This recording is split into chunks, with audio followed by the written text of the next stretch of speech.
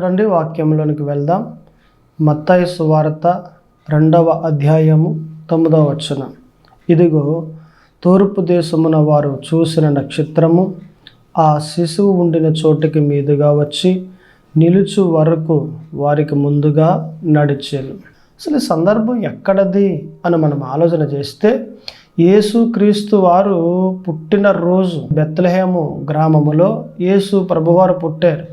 యెరూషలేము పట్టణం, యూదయ దేశము, బెత్లెహేము నగరిలో యేసు ప్రభువారు పుట్టారు. అలా పుట్టిన తర్వాత మరి జ్ఞానులకు ఆకాశములో ఒక నక్షత్రం కనిపించింది. ఈ జ్ఞానులు ఆ నక్షత్రాన్ని చూస్తూ ఉన్నప్పుడు ఆ ఆకాశంలో ఉన్న నక్షత్రాలన్నీ ఒకలాగున్నాయి. ఈ ఒక్క నక్షత్రం వేరేలాగుందని, ఏంటి ఈ నక్షత్రం వేరేగా ఉంది అని జ్ఞానులు లెక్కలేసి పరిశోధన చేస్తే, ఈ నక్షత్రం సామాన్యమైనది కాదు, యేసు ప్రభు నక్షత్రం.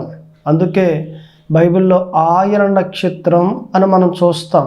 నిజమే, ఈ నక్షత్రం యేసు ప్రభు నక్షత్రం అని గుర్తించి ఈ జ్ఞానులు ఈ నక్షత్రం ఎలాగున ప్రయాణం చేస్తుందో, ఈ నక్షత్రం ఎలాగున నడుస్తుందో అలాగున జ్ఞానులు ఆ నక్షత్రాన్ని వెంబడిస్తూ నడుస్తూ ఉన్నారండి. నిజానికి ఆకాశంలో నక్షత్రం నడుస్తూ ఉంది, భూమి మీదేమో జ్ఞానులు నడుస్తూ ఉన్నారు. ఈ నక్షత్రం ఆ దేశము అలాగ దాటుకుంటా యోదయ దేశానికి వెళ్ళింది. సరిగ్గా యోదయ దేశంలో యెరూషలేము పట్టణం ఉంది. ఆ పట్టణంలో ఆ దేశానికి రాజు అయిన హేరోదు ఉన్నాడండి. ఈ హేరోదు అనేవాడు చెడ్డవాడండి, మంచోడే కాదు. అసలు ఇతనుకున్న పిచ్చి ఏంటంటే అధికార దాహం, అధికార పిచ్చి ఉందండి. ఈ అధికార పిచ్చి అనంటే నేనే రాజుగా ఉండాలి, నేను తప్ప ఇంకెవరు రాజై ఉండడానికి వీల్లేదు, ఈ దేశం మీద నేనే రాజై ఉండాలి అన్న పిచ్చి ఈ హేరోదు రాజుగారికి ఉందండి. అయితే ఈ రాజైన హేరోదు దినములలో ఇతడు అనేక మందిని చంపించేశాడండి. ఆఖరికి తన భార్యను, ఆఖరికి తన కొడుకును, అలాగునే బంధువులను కూడా కొంతమందిని చంపించేశాడండి. కారణం ఏంటంటే తన కుటుంబంలో రాజు అవుతాడు అన్న డౌట్ ఈ రాజుకు వచ్చిందంటే చంపించేయడమే. ఇలాగున ఎంతో చెడ్డ పేరు ఇతని మీద ఉందండి. ఒక్క మాటలో చెప్పాలంటే యేసు ప్రభువారు 2 సంవత్సరాలకి లోపులో ఉన్నాడు కాబట్టి ఇప్పుడు దొరికితే చంపుదామని ప్రయత్నం చేస్తున్నాడు, కానీ ఎక్కడ దొరకలేదు అని ఆ ప్రాంతంలో ఉన్న 2 సంవత్సరాలకు లోపున్న పిల్లలందరినీ చంపించేశాడండి. ఇది ఒకటి చాలు ఇతడు ఎంత చెడ్డవాడో అని చెప్పడానికి.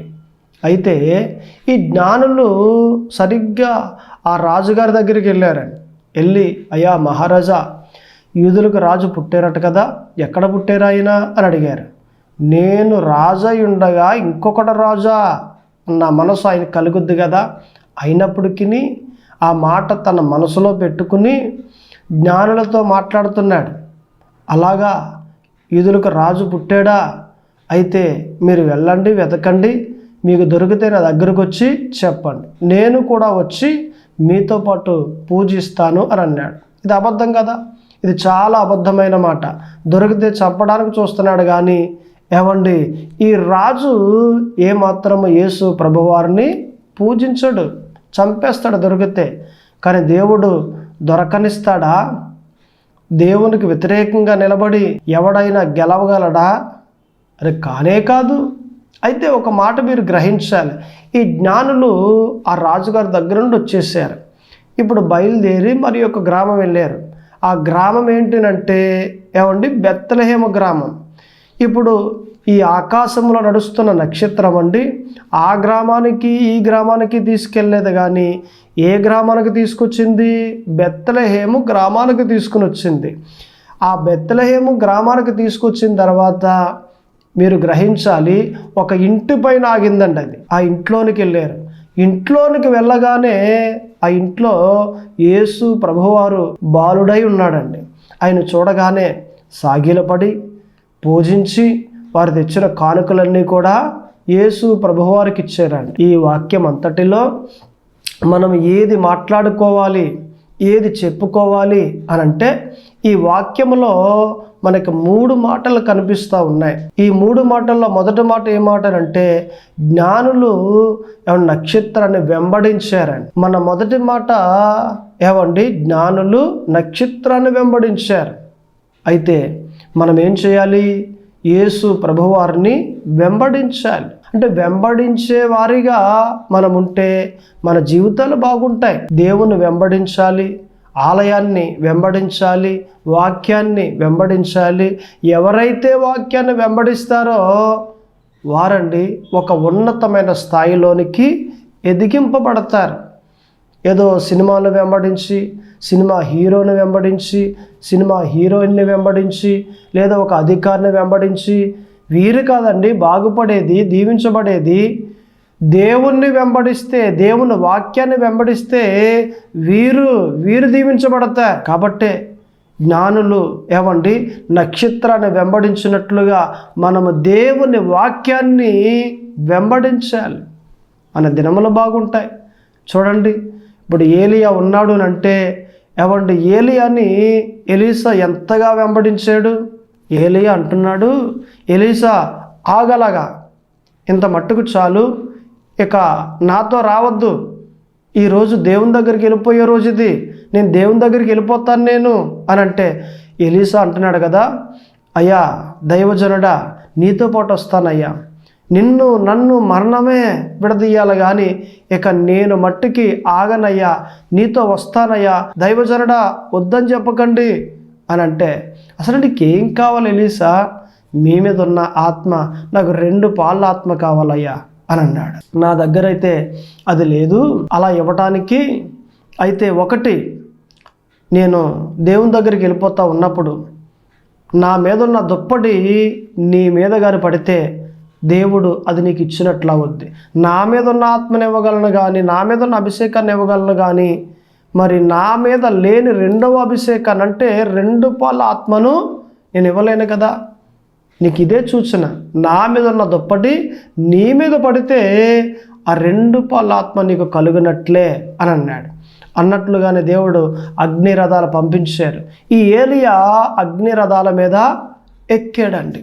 అలా ఎక్కి పైకి దేవుని దగ్గరికి వెళ్ళిపోతూ ఉంటే సరిగ్గా ఏలియా మీద ఉన్న దుప్పటి ఈ భూమి మీద ఉన్న ఎవరట ఎలీసా మీద పడిందండి.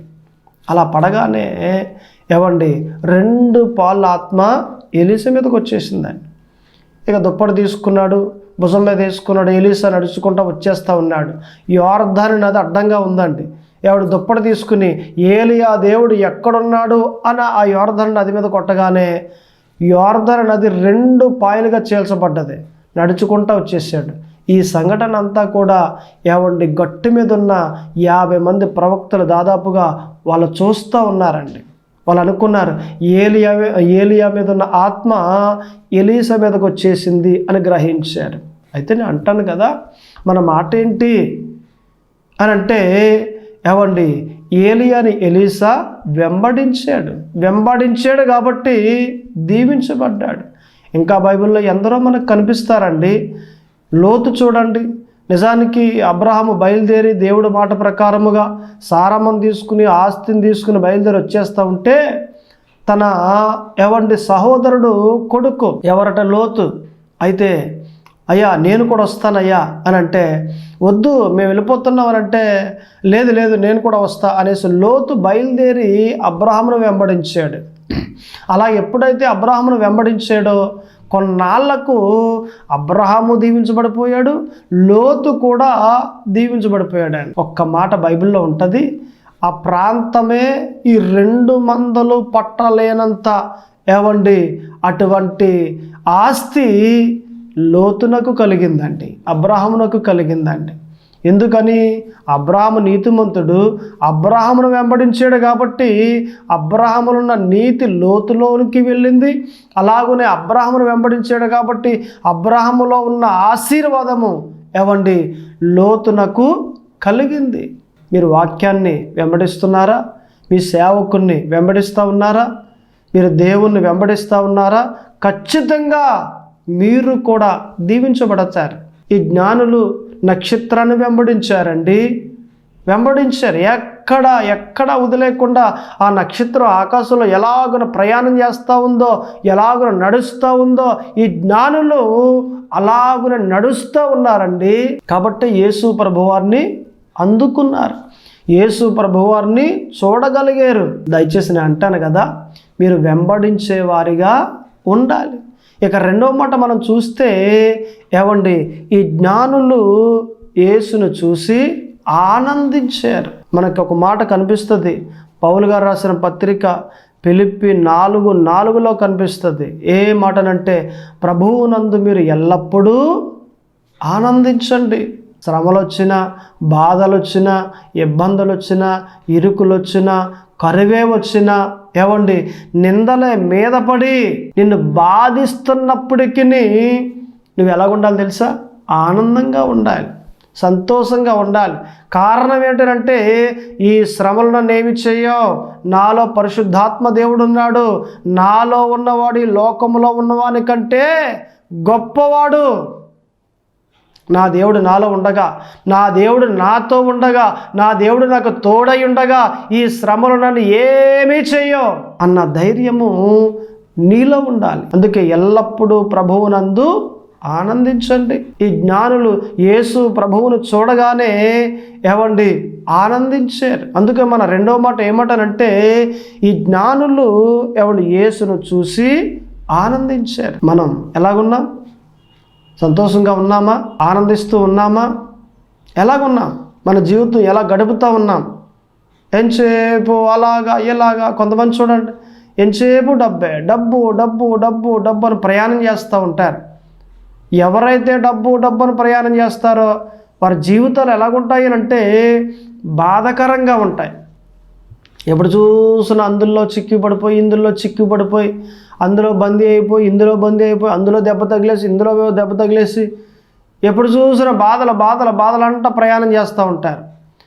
కానీ వాక్యాన్ని వెంబడించి ఏవండి అలాగునే దేవుని యందు ప్రభువునందు ఆనందిస్తూ నడుస్తూ ఉంటే జీవితం అంతా కూడా ప్రశాంతంగా ఉంటుందండి, ప్రశాంతంగా ఉంటుంది. ఒక ప్రాంతంలో ఒక ట్రైన్లో టీ అమ్ముతున్నాడు ఒక ఆయన, పగటాలు అమ్ముతాడు. రోజు ఒక 1000 రూపాయలు వస్తుంది లాభం. అయితే ఒకరోజు అనుకున్నాడు కూర్చుని, ఎలాగైతే ఎప్పటికి మనం మరి ఇల్లు కడతాం, ఎలాగైతే ఎప్పటికీ బాగా ధనం సంపాదిస్తాం, ఇలా కాదు కానీ రాత్రులు కూడా అమ్మేయాలి, నిద్రపోయినా పర్వాలేదు, 1 గంట 2 గంటలు నిద్రపోతాను, రాత్రులు కూడా అమ్మేయాలనేసి ఏమండి పగటాలు కాకుండా, పగటాలు అమ్మేది పగటాలే, రాత్రులు కూడా అమ్మకం మొదలుపెట్టాడు, స్టార్ట్ చేశాడు. టీ క్యాన్లో టీ పోసేసుకున్నాడు. దాదాపుగా 2000 రూపాయలు ఖరీదు అది. 2000 కాగా ఇంకొక 1000 రావాలి. అయితే ఏమండి క్యాన్లో టీ పోసుకున్నాడు, బయలుదేరాడు, గబగబా రైల్వే స్టేషన్కి వెళ్ళిపోయాడు. ఒక ట్రైన్ వెళ్ళిపోతుంటే కంగారుగా ఎక్కేసి ట్రైన్ వెళ్ళిపోతూ ఉంది. ఏమండి అందులో ఒక వ్యక్తి ఉన్నాడు, ఆ ట్రైన్కి గార్డు. ఏమండి తీసుకున్నాడు టీ ఇస్తే, ఆ టీ తాగుతూ ఉన్నాడు. నేను లోపలికి వెళ్ళి ఇంకా టీ అన్నీ కూడా వాళ్ళందరికీ ఇచ్చేస్తాను నేను అని చెప్పాడు. ఎవరికి ఇస్తావు నువ్వు అని అన్నాడు. అదే ట్రైన్లో ఎక్కారు కదా, ఎక్కిన వారందరికీ అమ్ముతాను కదా నేను, అలాగే అమ్ముతాను నేను అని అంటే, ఈ ట్రైన్లో ఇద్దరే ఉన్నారు, నేను డ్రైవరు ఇద్దరే ఉన్నాం.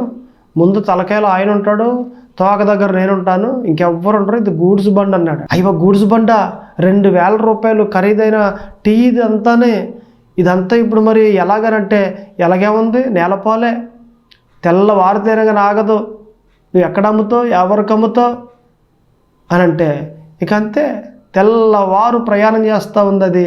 ఈ టీ ఏమైంది, పాడైపోయింది, ఇరిగిపోయింది. ఆశకి దరిద్రం అన్నట్లు ఏమండి కొంతమంది కకృతి జనాభా ఉంటారు. 1000 వచ్చినా సరిపోదు, 2000 వచ్చినా సరిపోదు, ఏళ్ళకంటే 1,00,000 రూపాయలు డైలీ వచ్చినా సరిపోదండి. ఎంత వచ్చినా తృప్తి ఉండదు. రావాలి సంపాదన, డబ్బు ఏక డబ్బే, చచ్చేంత వరకు డబ్బు అని ప్రయాణం చేస్తూనే ఉంటారు. డబ్బు కాదు, దేవుడు అని ప్రయాణం చేయాలి. దేవునికి ప్రధానమైన స్థానం ఇవ్వాలి. ఆదివారం వచ్చిందా ఆలయంలో కూర్చోవాలి, శుక్రవారం వచ్చిందా ఆలయంలో కూర్చోవాలి. నువ్వు ఇలాగునా దేవుడు దేవుడు దేవుడు అని ప్రార్థనలు చేసుకుంటూ ప్రయాణం చేస్తే నీ జీవితం ఎంత బాగుంటుంది. ఇలా ఉన్నావా నీవు? ఇలా ఉండాలి, ఇలా ఉండాలి. కొంతమంది ఉంటారు ఇక అంత మాటలు ప్రతి ఆదివారం చెప్పాలి, వీళ్ళకి ప్రతి ఆదివారం చెప్పాలని, ప్రార్థనకు రా ప్రార్థనకు రా ప్రార్థనకు రా. ఇదే గొడవ. ఎవరన్నా చెప్తేనే వస్తారు వీళ్ళు, చెప్పకపోతే రారు. అందుకే ప్రతి ఆలయాల్లో 3 పడవలు ఉంటాయి. అందులో మొదటి పడవ తెడ్డేసే పడవ, రెండవ పడవ తెరసాప పడవ, మూడవ పడవ ఇంజిన్ పడవ. తెడ్డేసే పడవ అంటే తెడ్డేస్తేనే అది ముందుకెళ్తుంది, తెడ్డేయకపోతే ఆగిపోద్ది. చాలామంది పడవను పోలు ఉంటారండి. ఎలాగనంటే ఆదివారం రాగానే ఏమ్మా తయారయ్యావా రా అని అంటే కూర్చో అరుగు మీద వచ్చేస్తాను అని అంటారు. ఈమె చెప్పేంతవరకు తయారవ్వదు. ఈమె అడిగితేనే ఆలయానికి వస్తుంది, అడగకపోతే రాదు. అంటే ఈ పడవ ఏ పడవ ఇది? తెడ్డేసే పడవ. తొయ్యాలే వెనకాలను ఒక మనిషి, పద ఆలయానికి పద, పద క్రిస్మస్ పద, కానుక ఇవ్వాలి కదా తీయి, కానుక తీయి, పద పద ప్రార్థనకి గంట ప్రార్థనకి పద, దశంభాగం తీసావా తెత్తనవా పద పద. ప్రతిరోజు ప్రతి ఆదివారం ప్రతి నెల ఇదే గొడవ. తెడ్డేస్తూనే ఉండాలి. తెడ్డేయకపోతే ఈ పడవ ముందుకు వెళ్తుంది. ఇక దీని తర్వాత తెరసాప పడవ ఉందండి. ఏ పడవ? తెరసాప పడవ. అసలు ఈ పడవలాంటి వాళ్ళు ఎంతమంది ఉంటారో ఆదివారం ప్రయాణమై ఉంటారు. ఈలోగా ఎవరో వచ్చి ఏమ్మా పెళ్ళికి రావట్లేదా, ఆటో పెట్టేశారు కదా అని అంటే అత్త మరి ఇలా ఆదివారం కదా, ఊరికమ్మా మీ అబ్బాయి పెళ్ళికి వచ్చాడు కదా మర్చిపోయావా, పద పద ఆదివారం ఎక్కడ పోద్ది, ఆలయం ఎక్కడ పోద్ది, పాసగారు ఎక్కడ పోతారు నడు అనగానే ఏవండి ఈ పడవ ఎటుపోద్ది? పెళ్ళికి పోద్ది. దీని అర్థం ఏంటంటే తెరసాప పడవ అంటే గాలి ఎట్టేస్తే అటే పోద్ది. తెరసాప వేసిన తర్వాత గాలి ఎలా వేసింది అనుకుంటే ఇలా పోద్ది, గాలి వెనక్కి ఇలా పోద్ది, ఆ పక్కకి ఎత్తే ఆ పక్క పోద్ది. ఏ పక్కకి గాలి వేస్తే తెరసాప పడవ అటే పోద్ది. అది ఆదివారం బయలుదేరింది స్త్రీ, ఎక్కడికి పోయింది? పెళ్ళికి వెళ్ళిపోయింది. మళ్ళీ ఆదివారం ఫంక్షన్ అంటే అక్కడ పోద్ది, మళ్ళీ ఆదివారం ఎక్కడికో ఏదో పని అంటే అక్కడ పోద్ది. ఇలాగున ఈ పడవకి గాలి ఎట్టేస్తే అటే పోద్ది. ఇది ఇదే పడవ, ఇది తెరసాప పడవ. ఇది ఇకపోతే 3వ పడవ ఉందండి, అది ఇంజిన్ పడవ. ఇది ఏ పడవ అండి? ఇంజిన్ పడవ. ఈ పడవ ఇంజిన్ స్టార్ట్ చేస్తే ఎక్కడికి వెళ్ళాలో అక్కడికి వెళ్తుంది. ఏవండి ఏ మూలకి వెళ్ళాలో ఆ మూలకి వెళ్తుంది. ఇంజిన్ స్టార్ట్ చేస్తే చాలు దూసుకుపోద్ది ఈ పడవ, క్రమముగా పోద్ది. ఆగిపోవటం కానీ గాలి లేదని ఏవండి, లేకపోతే ఏది ఇలాగున అలాగున ఆగేది కాదు. ఇది ముందుకు దూసుకుపోయే పడవ. ఇది మనం ఎలాగుండాలి? తెడ్డేసే పడవ అలా ఉండకూడదు, తెరసాప పడవ అస్సలు ఉండకూడదు. మరి ఎలాగుండాలి? ఇంజిన్ పడవలాగా ఉండాలి, దూసుకుపోవాలి మనం. అలాగా స్టార్ట్ చేయగానే ఏవండి దేవుడి పనులు, దేవుడి పరిచర్య, దేవుడి ఆలయము ఏవండి ఇలాగున దేవునికి దశంభాగాలు ఇవ్వటం, కానుకలు ఇవ్వటం, ప్రతి దానిలో కూడా దూసుకుపోయేవారుగా ఉండాలి. ఇంజిన్ పడవ ఎప్పుడు దూసుకుపోద్ది అలా ఉండాలి మనం. ఇంతగా మీరే పడవ తెడ్డేస్తున్నారా ఏంటి? ఎవరన్నా వచ్చి ఆదివారం రండమ్మా అని అన్నారా? తెడ్డేసే పడవే మీరు. పిల్లలు చూడండి ఎలా ఉంటారంటే తల్లి చెప్పాలి, ఒరే లేగరా లేగరా స్కూల్ టైం అయింది లేగరా లేగరా. ఏమేస్తుంది తల్లి? తెడ్డేస్తుంది. ఆడపిల్ల అనుకోండి కొండలు దోమో ఎప్పుడు తెడ్డేస్తేనే కొండలు దోమొద్ది, లేకపోతే తోమదో. బట్టలు ఉతుకు, ఆ రాయి దగ్గర ఉన్నాయి బట్టలు ఉతుకు తెడ్డేయాలి తల్లి, లేకపోతే ఉతకదో మహాతల్లి. అక్క ఉంది కదా ఉతకమనొచ్చు కదా, చెల్లుంది కదా తోమనొచ్చు కదా అని అంటారు. మళ్ళీ అక్క చెల్లెలు ఇద్దరుంటే ఏకంగా గొడవే. ఒక వారం నేను ఉతుకుతా, మరి మళ్ళా వారం ఏమో అక్క ఉతుకుద్ది, ఇలా పంచుకుంటూ ఉంటారు. ఈరోజు నేనైతే రేపొద్దు నాకు అన్నట్లుగా. అసలు బిర్యానీ ప్యాకెట్ తీసుకొచ్చి ఇంట్లో పెడితే ఏమంటే తండ్రి అక్క ఉంది కదా తినమను అని అంటదా? కాదు, లొట్టలేసుకు తినేద్ది మహాతల్లి. లొట్టలేసుకునే మరలా ఆ కబాబు నాకేయి, ఆ పెద్ద ముక్క నాకేయి, ఇంకా ఈ బిర్యానీ సరిపోదు నాకు. మరి పనులు చేసేటప్పుడు చెల్లుంది కదా, అక్క ఉంది కదా, అన్నయ్య ఉన్నాడు కదా, ఒరే కిరణాకుడి దగ్గరికి వెళ్ళి తీసుకురారా బియ్యం అని అంటే, మరి అన్నయ్య ఉన్నాడు పంపించు, అంత మాటలు నాకే చెప్తావు అని అంటాడు. ఇలాగుంటారు. ఏ పడవ ఇది? తెడ్డేసే పడవ. తెడ్డేసే పడవగా మనం ఉండకూడదు, తెరసా పడవగా మనం ఉండకూడదు. ఎలాగుండాలి అంటే ఇంజిన్ పడవ మాదిరి మనం ఉండాలి. నిజమే, వాక్య ప్రకారంగా మనం మాట్లాడుకుంటే ఈ జ్ఞానులు యేసును చూసి ఆనందించారు. కాబట్టి దయచేసి మనం కూడా మన జీవితంలో యేసు ప్రభువారిని చూసి ఆనందించేవారిగా ఉండాలి, వాక్యాన్ని వెంబడించేవారిగా ఉండాలి, యేసును చూసి ఆనందించేవారిగా ఉండాలి. ఎప్పుడైతే యేసు ప్రభువును చూసి ఆనందించేవారిగా ఉంటామో మన జీవితంలో బాధే కనిపించదు, మన జీవితంలో శ్రమలే కనిపించవు. వస్తాయి, ఎలా వచ్చాయి అలా పోతాయి. ఉంటాయంటారా? ఇప్పుడు గోడ కొట్టిన బంతి ఎంతసేపు ఉంటుంది? మరలా వెనక్కి వచ్చేది. అలాగనే అపవాది శ్రమ తీసుకొచ్చి ఇలా కొడతాడు నీ మీదకి, ఎంతసేపు ఉంటుంది? వచ్చేది మరలా.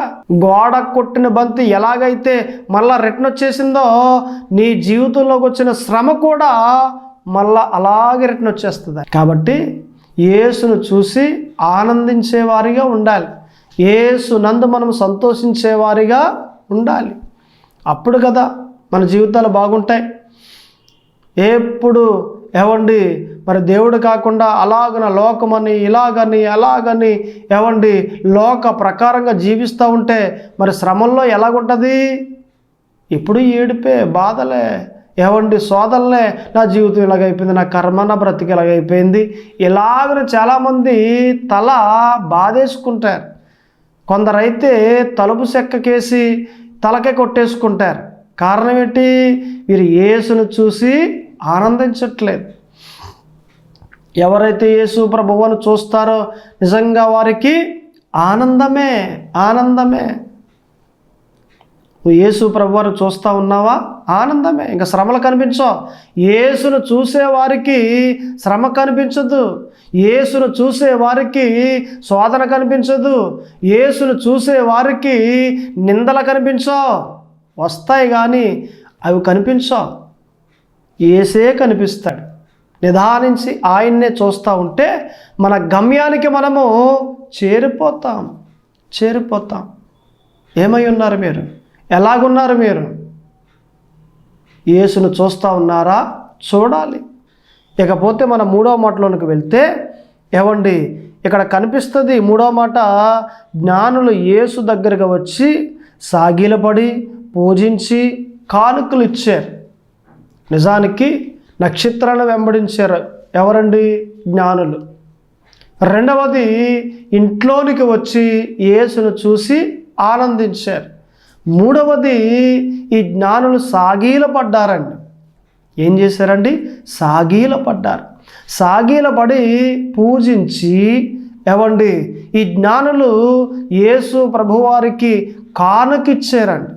బంగారము, సాంబ్రాణి, బోలము, ఈ 3 దేవునికి కానుకగా ఇచ్చారండి. క్రిస్మస్లో ఒక భాగం ఏంటంటే దేవునికి కానుకిచ్చుట. మనము ఈ క్రిస్మస్లో దేవునికి కానుకలు ఇస్తూ ఉన్నామా? ఇవ్వాలి. వాక్యం ఎక్కడుందండి? జ్ఞానులు ఇచ్చారు, మనం ఇవ్వాలి. జ్ఞానులు యేసు ప్రభువునకు కానుకిచ్చారు. ఇప్పుడు మనం ఏం చేయాలి?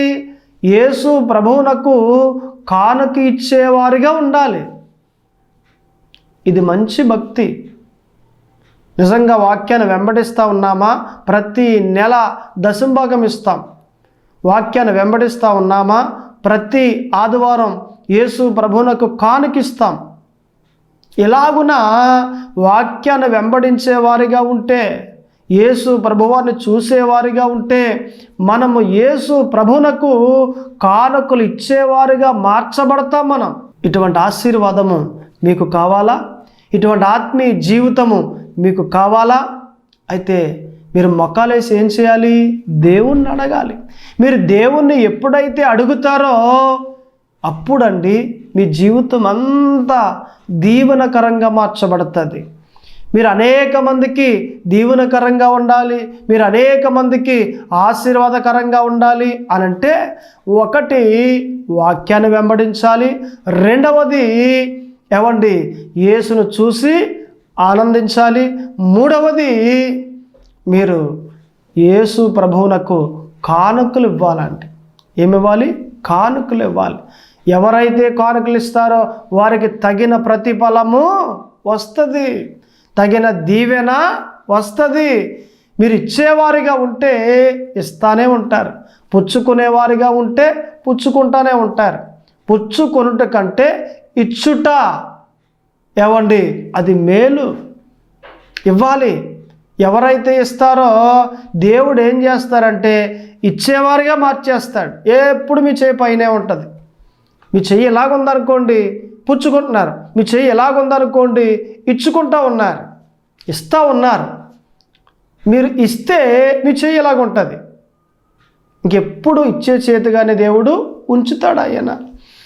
అందుకే దేవునికి ఇవ్వండి, పేదవారికి ఇవ్వండి, లేని వారికి ఇవ్వండి, అన్నం లేదంటే అన్నం పెట్టండి, బట్టలు లేవంటే బట్టలు పెట్టండి. ఇలాగున అనేక మందికి మీరు ఇస్తూ ఉంటే దేవుడు ఆమేన్ అని అంటాడు. ఇస్తానే ఉంటారు ప్రతి సంవత్సరం క్రిస్మస్లో ఎవరికో కొందరికైనా పేదవారికి సహాయం చేస్తూ ఉండండి. ఇస్తానే ఉంటారు. ఎందుకని? మీరు ఇస్తూ ఉన్నారు కాబట్టి దేవుడు ఏమంటాడట? ఆమేన్ అని అంటాడు. దయచేసి ఈ జ్ఞానులు దేవునికి కానుక ఇచ్చినట్లుగా మీరు కూడా ఏమండి ఏమి ఇవ్వాలి? దేవునికి కానుక ఇవ్వాలి.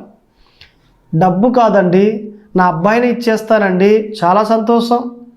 ఎదిగిన తర్వాత దేవుడికి సేవ చేసేటట్లుగా, దేవునికి పరిచర్య చేసేటట్లుగా, దేవునికి మంచి ప్రవక్తగా, ప్రజలకు అలాగనే దేవునికి మధ్యలో ఉండి పనిచేసే వ్యక్తిగా, లేకపోతే ఆ గ్రామము తిరిగి అనేక గ్రామాలు తిరిగి సువార్త చేసేవానిగా మా అబ్బాయి ఉండాలండి అని అంటే మీ అబ్బాయిని దేవునికి ఇచ్చే.